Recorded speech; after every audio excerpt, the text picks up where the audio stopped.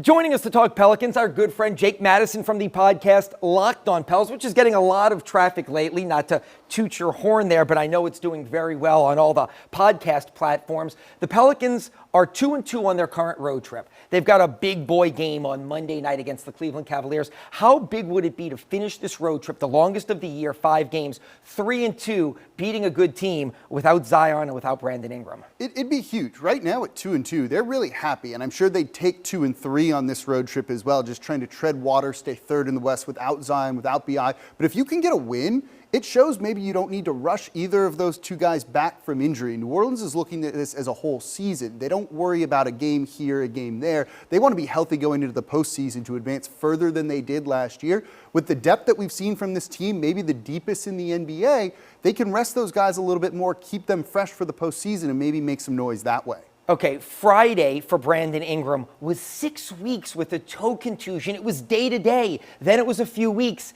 It's 6+ weeks now. He's met the media and just said he doesn't feel right.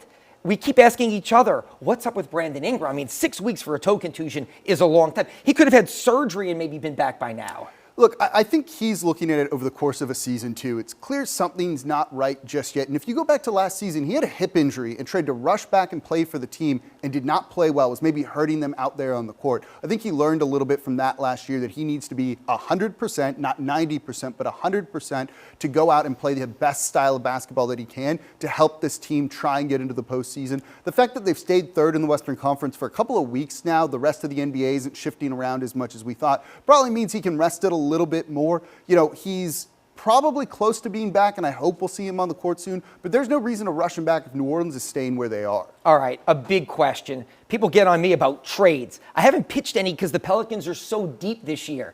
Do they make a deal at the deadline to maybe get an impact player? I think they're so deep, they don't need to nibble around the margins or the edges. They have enough role guys. But if the opportunity is there to add an impact type guy, could they do it? They could go either way. I don't think there's a problem trying to add a big name player to this team, really try and widen that kind of title window they have, maybe make a run to the conference finals or the NBA finals. But there's a reason not to make that move too. Don't forget, this team's going to be really expensive next year. They're going to be pushing the luxury tax. We've seen small market teams get dismantled from that before, and you don't stay competitive unless you have reinforcements ready to go. Those are going to be first-round picks, guys on rookie deals. New Orleans has a ton of picks, their own, the Lakers, the Bucks. Those are going to be more useful to them years in the future than they are right now. It might be best not to make a move at all. Okay, final question here.